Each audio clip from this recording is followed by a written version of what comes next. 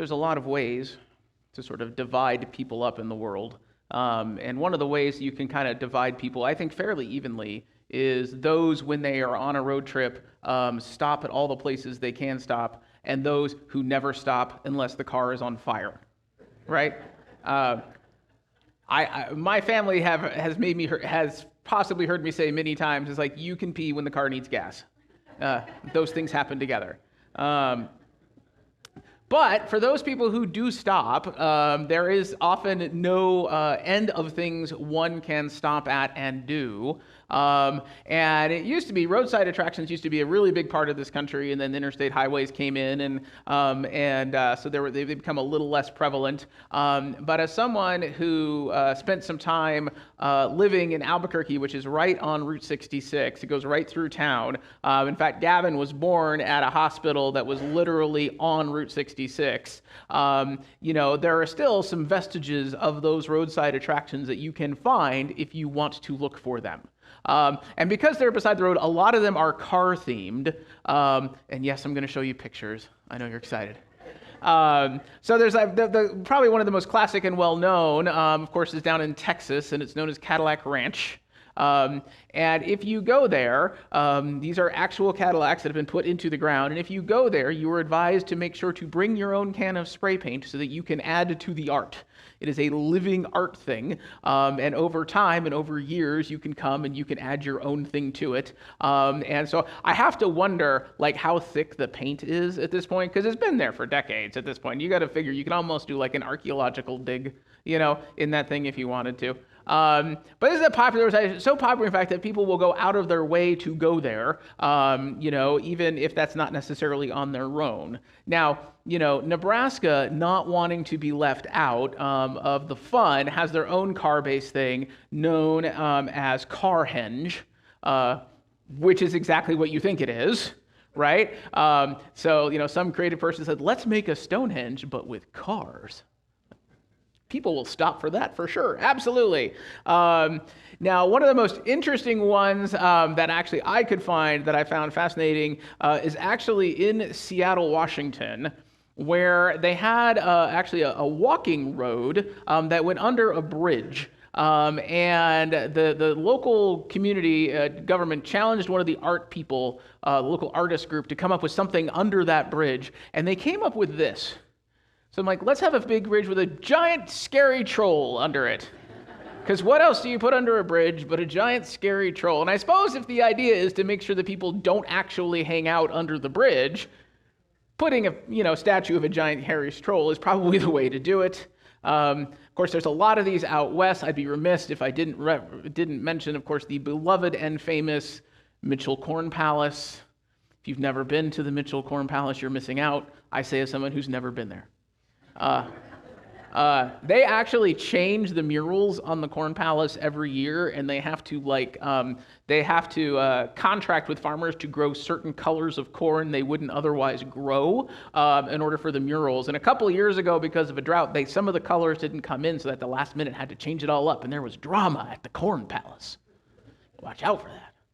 All right, and a little closer, so when we lived in Ohio, this is another place that was very near where we lived that we never went, which is the Longaberger,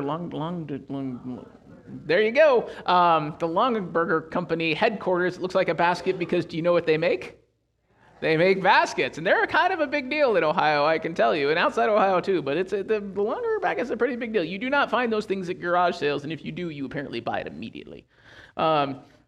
So they decided to make it look like that. Of course, what do you put outside of Death Valley but the world's biggest thermometer? Because you got to put that there. That's in Baker, California. And of course, the classic, because there's got to be some reason to stop in Kansas. Because, I guess. So why not stop for the world's biggest ball of twine? Which is now, it's been growing for a long time now. It's now 40 feet in circumference and 11 feet tall. But I realized they put a cover on it, which means they can only get so big. And what are they going to do when it gets bigger than the building it's in? So, yeah. What's funny about all these things, and I mentioned it along the way as we were going through it, is that most of these things are things you would probably never stop to look at if, say, you lived next door to it, right? Like, these are not designed for the locals necessarily, right? These are for people traveling along the road who think, you know what would be great to see? A giant ball of twine. I've never seen that.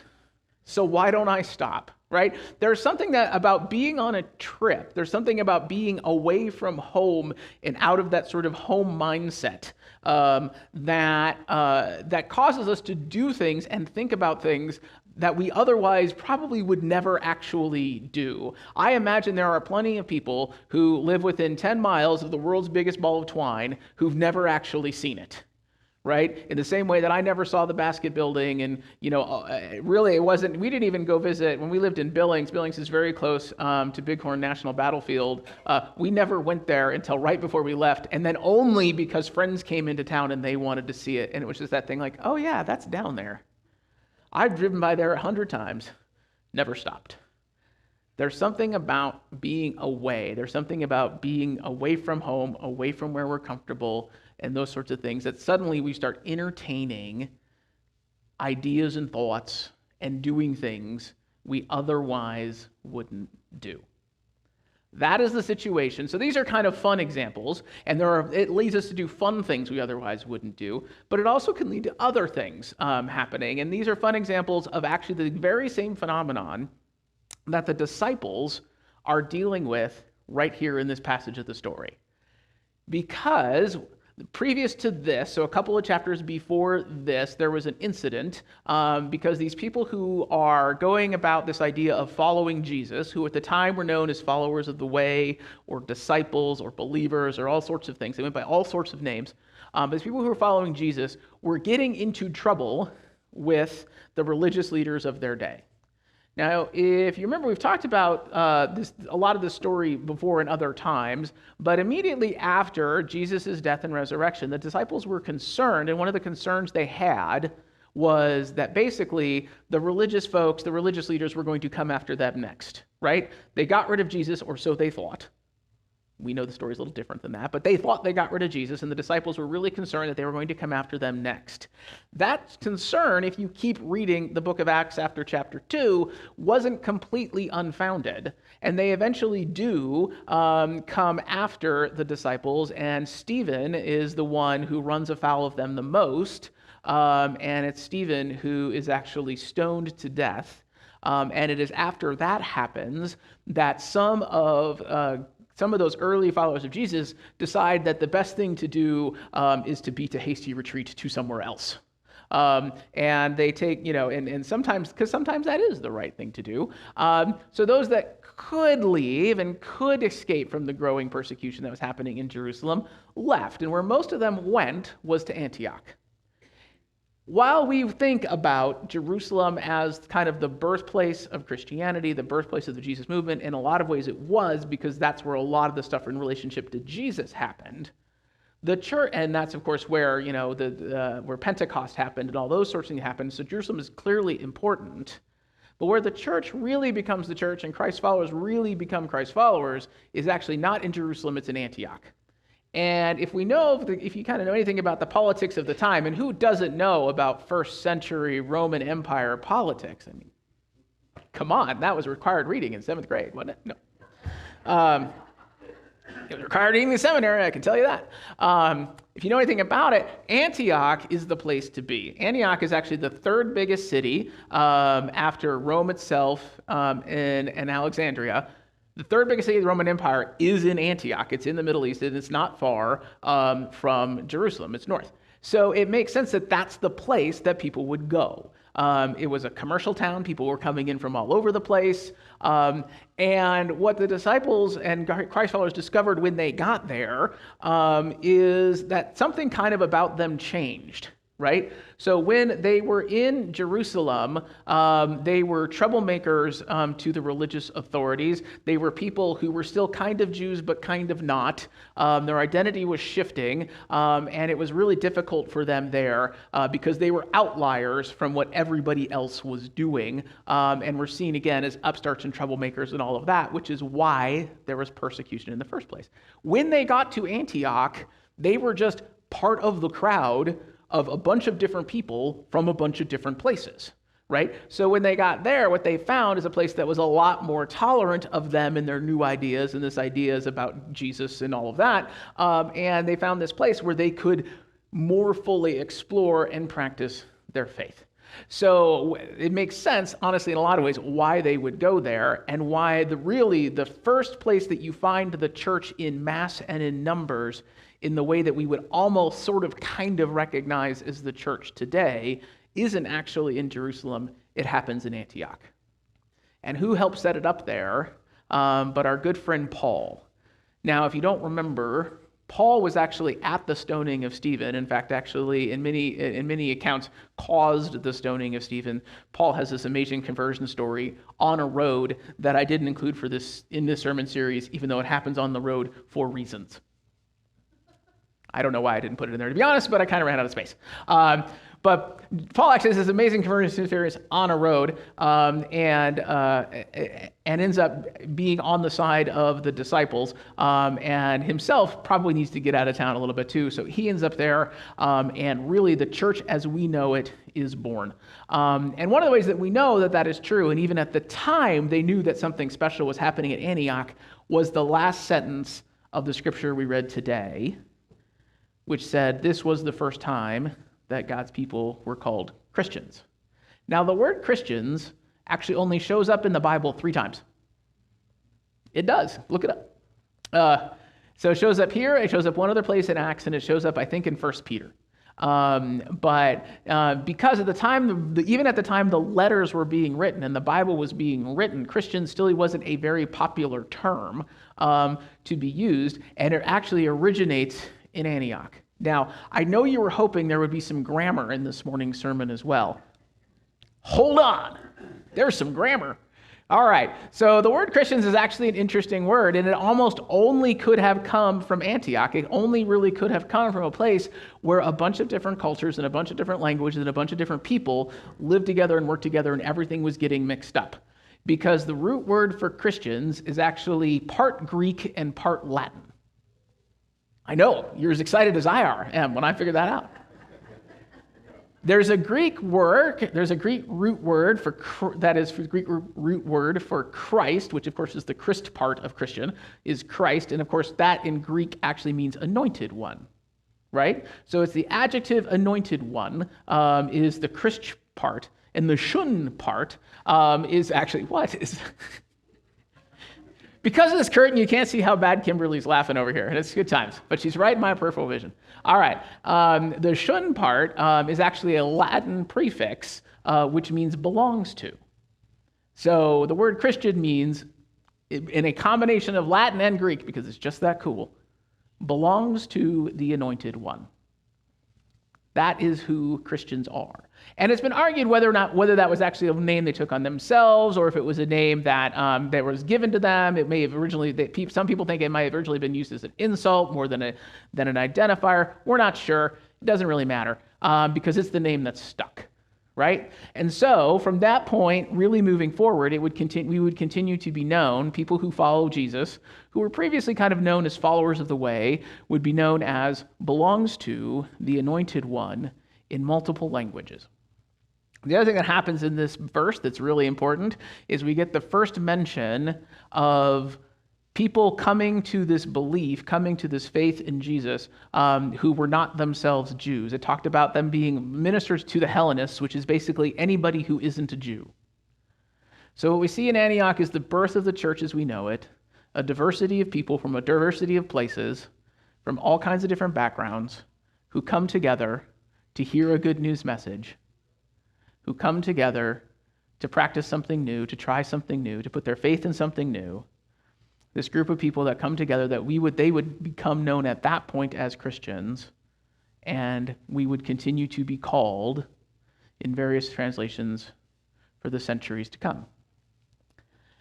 I think this is important, and it's important to go back to these places and take our minds back to these places, because every once in a while, I think it's important to move out of our sort of day-to-day routine and day-to-day assumptions and remind ourselves who we are. When we're on the road and we're away from our home and we're away from our daily chores and we're away from our daily practices and we don't have all those things we have to do, We find ourselves open to new and different experiences, like visiting Carhenge, that we otherwise in our day-to-day life wouldn't do because we're too busy doing the things we always do. I think as a group, as individuals, we need to do this every once in a while. And sometimes that's actually about physically getting away. Sometimes it's about going and doing and changing the scenery around us because that really seems to help. But really, it's not even the scenery it's not the change in the scenery that does it. The change in the scenery brings about something more important. It changes our perspective on things.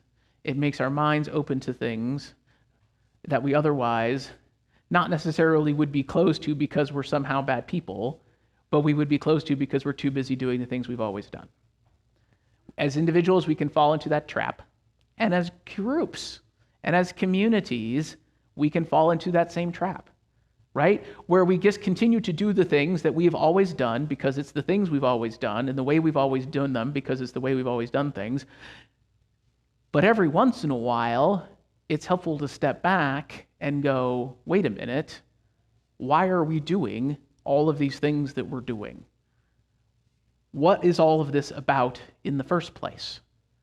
So getting back to the book of Acts and back to the beginning helps us remember who it is that we are and who we were intended to be, and helps us be open to maybe considering anew what it is to be us and what it is to be the church.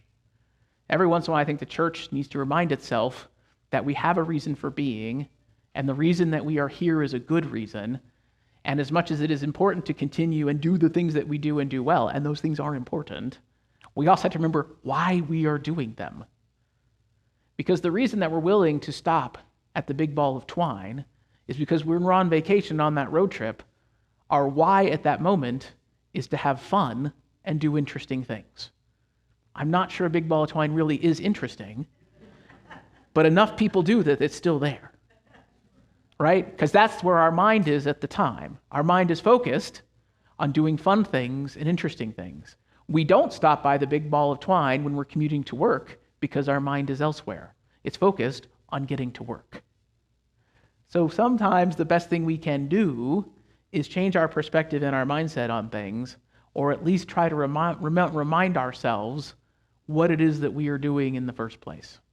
And I think that's important. And truthfully, that is going to be, whether we want to do it or not, I'm sorry to say, that I think is going to be the role and the work of the church for many years to come.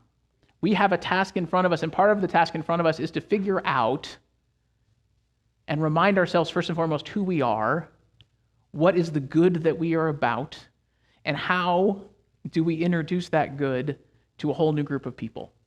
Because unfortunately, whether we like it or not, it just is. We are living through a time where more and more people are unaware of what it is that the church does and who it is that we are. A lot of things happened in 2020. Oh my gosh, did a lot of things happen in 2020. I don't need to remind you of that. But one of the things that happened in 2020 that may have been unnoticed by most of us is that there was an interesting shift that happened in the demographics of our country. 2020 is the first time since 1935, and they were tracking these things, first time since 1937, actually, when they've been tracking these things. 2020 was the first time that less than half of Americans said that they were members of a church. For the first time, it slipped to 47%, down from the high 70s in the 60s, which does make sense if you think about it. The 70s and the 60s. Yes, the high 70s% in the 1960s. There you go. And that's a national trend. It's a trend across the board, and it's a trend for everybody.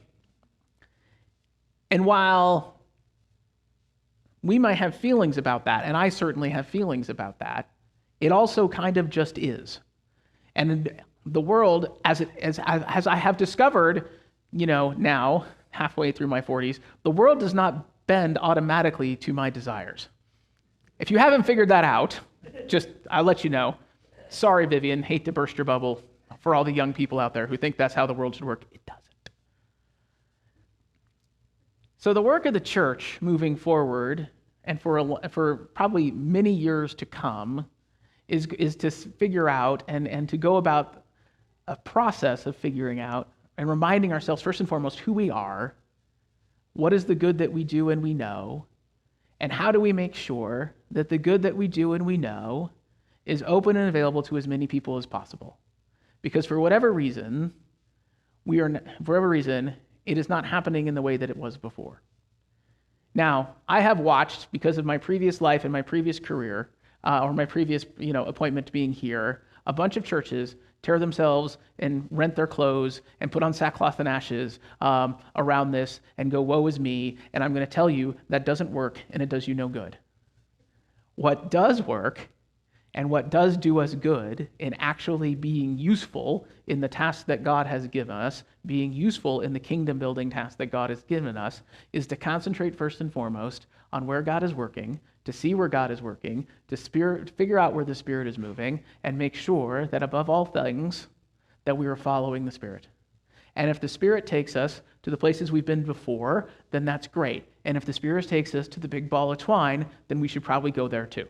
I don't know why the Spirit would do that, but you never know. So that's why, as we were trying to dig through this and we're thinking about this, we actually talked about this at a staff meeting the other day. This question came up, and I asked the staff this, and I was like, I got really curious about their answers, and then I got really curious about your answers too. And that's where today's poll comes in. Why is the church important to you? First and foremost, I think we need to think about these sort of things. Oh my God, that's so small.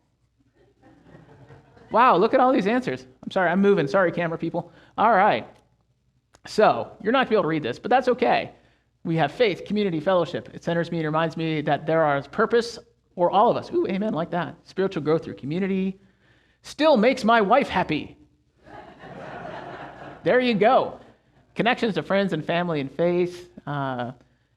Because you get included in an amazing supportive community and through various opportunities meet even more amazing people who aren't even with you in your home church. Yes, that was the sentence, I swear. All right.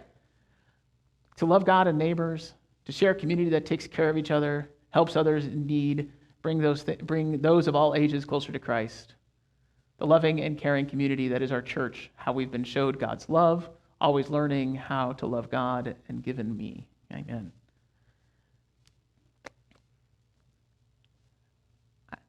At the end of the day, we probably all have slightly different reasons for being here. This church probably means something a little bit different, and the church in general probably means something a little bit different to each of us. And yet, there are some themes that run through it that any time I've asked this question always come up. The truth is, human beings are pack animals. We're not good, and we don't thrive being alone.